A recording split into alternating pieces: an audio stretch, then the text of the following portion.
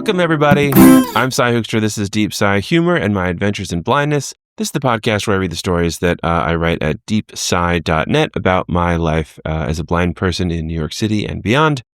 I just wanted to bring something up before I get started that I know has been in my newsfeed recently, and I'm sure it's been in all of yours as well, which is that the day before this podcast comes out is International Podcasting Day.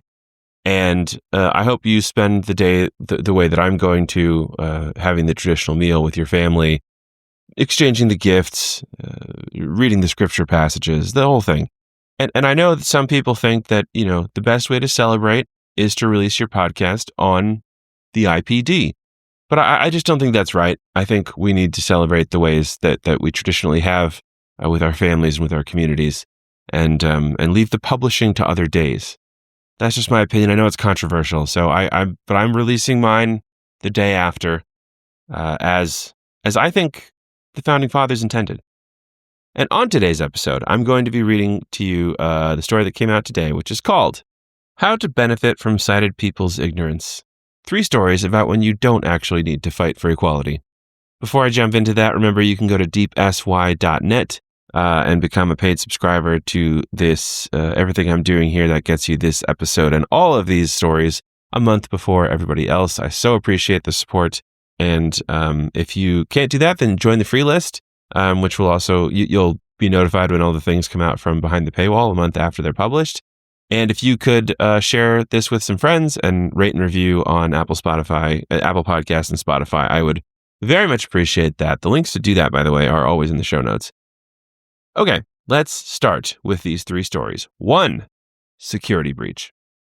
For a few years after law school, I worked at a federal courthouse.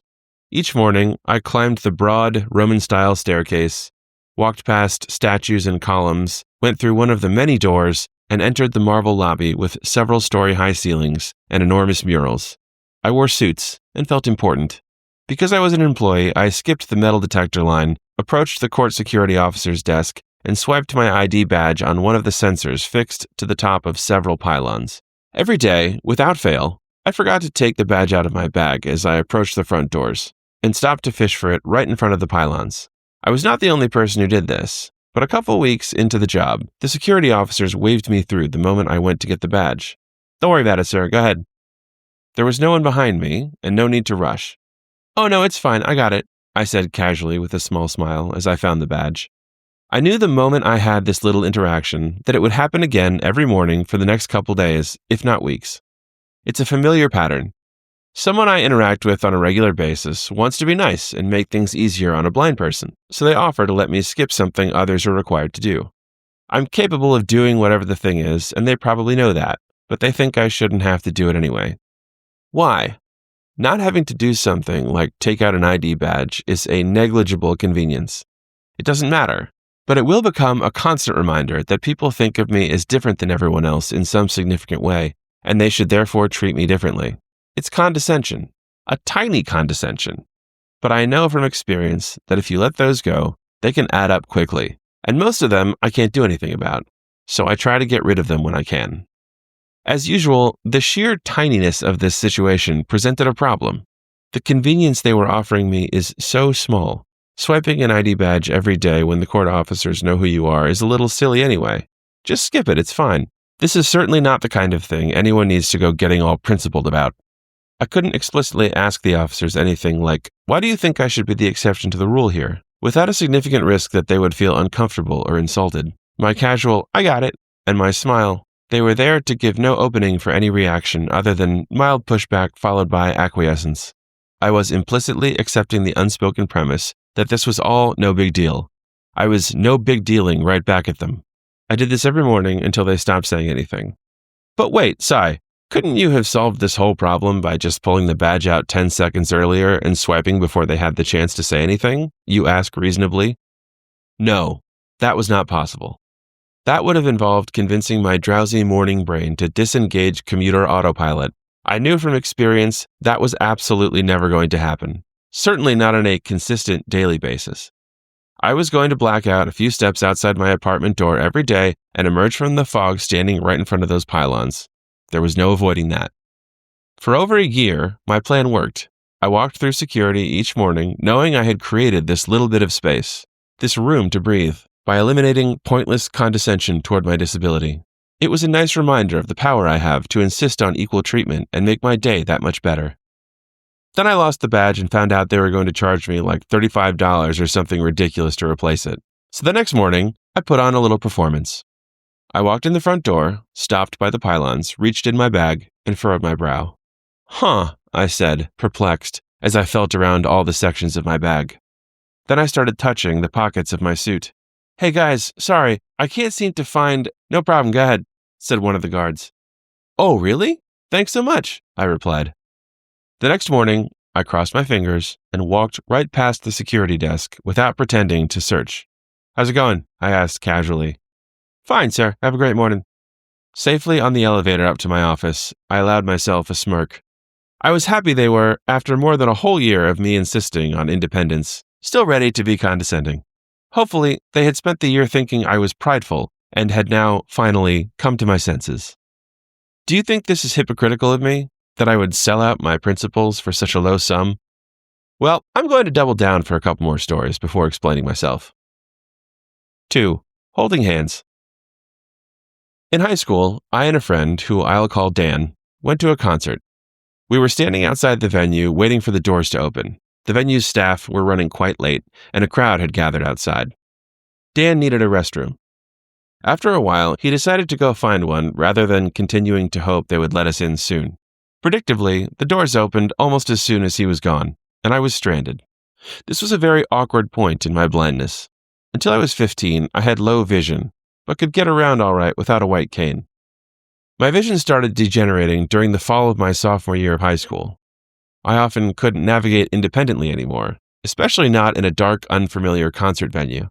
But I wasn't using a cane yet for a number of (bad) reasons I'll get into in a future post.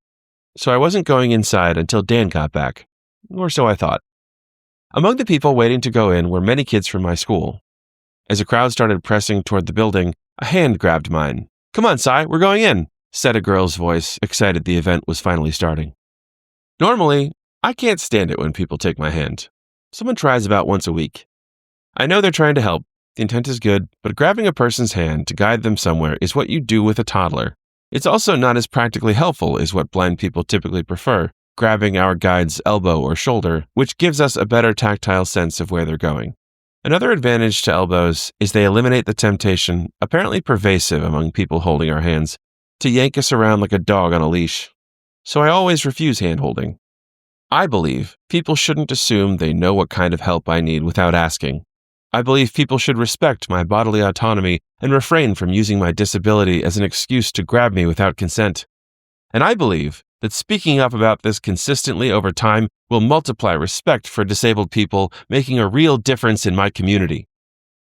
Except when I don't care about any of that. The girl holding my hand happened to be one of the prettier and more popular girls in my grade. So the options were 1. Wait for Dan, who might have a hard time finding me inside if I left. 2. Tell this girl, thanks, but I really prefer taking your elbow. Or 3. Walk into this concert among lots of kids from school holding a pretty girl's hand. Hope to see you in there, Dan, I thought as I walked in, saying nothing about elbows.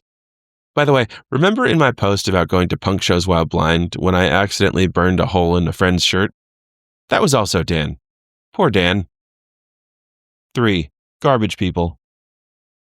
I frequently have to ask sighted people where I can throw away garbage when I'm out in public. It doesn't matter who I ask or where in the world I am. Almost 100% of the time, the sighted person says, "Oh, no worries, I'll get it," and takes whatever I'm holding. I don't usually like it when someone insists on doing something for me I could do for myself, especially when they could easily enable me to do it by just answering my question and telling me where a garbage can is. This is patronizing in the same tiny way as the court officers. It's that helpful, well-intended assumption that I will gratefully welcome any favor from a sighted person, even if I didn't ask for it. But this particular favor, I never protest. And there's a simple reason. I get a kick out of the fact that every sighted person in the world is my own personal trash butler. I can hold out any random piece of junk to any random person and ask, "Where does this go?" Not remotely caring about the answer because I know where it goes, in their hands. What happens after that is not my concern. When the rare person actually tells me about where a trash can is, I can mutter under my breath, "It's so hard to find good help." Okay, then there's a fourth section labeled, "Have you no integrity, Cy?" So what do these stories represent if not a willingness to instantaneously abandon my values for the smallest personal benefit? Fortunately for me and my mental health, I do not consider it my responsibility to convince everyone in every moment, in every circumstance, that my view of how blind people should be treated is better than theirs. That would be tiring. And my daily interactions with the sighted people whose understanding of blindness is, in fact, worse than mine, are already tiring. So when I face one of the comparatively rare opportunities when people's ignorance grants me a benefit, you bet I'm going to take it. You know what added a little sense of satisfaction to my humdrum commute as a young lawyer? Repeatedly waltzing into a federal courthouse against security protocols, saving $35 in the process. Are we really going to get mad at teenage Cy, who, in the midst of navigating high school and vision loss, decided to ditch his friend for a minute to hold a pretty girl's hand? And if I want a virtually infinite, ever-present army of trash butlers, then damn it, I deserve one. When it comes to the daily work of changing how people interact with disabilities, why don't you pull some weight? Give me a break. And take this empty coffee cup while you're at it. All right, that's the story for today. Remember, deepsy.net, that's deepsy.net, to become a paid subscriber and get these episodes a month early and also the written posts a month early as well. Or join the free list at deepsy.net. Remember to tell your friends about the show if you're enjoying it. That is extremely helpful to me. And give me a rating or review on Apple Podcasts or Spotify. The links for all that stuff is in the show notes. Happy late International Podcasting Day, everybody. Thanks so much for being here. See you next week. Goodbye.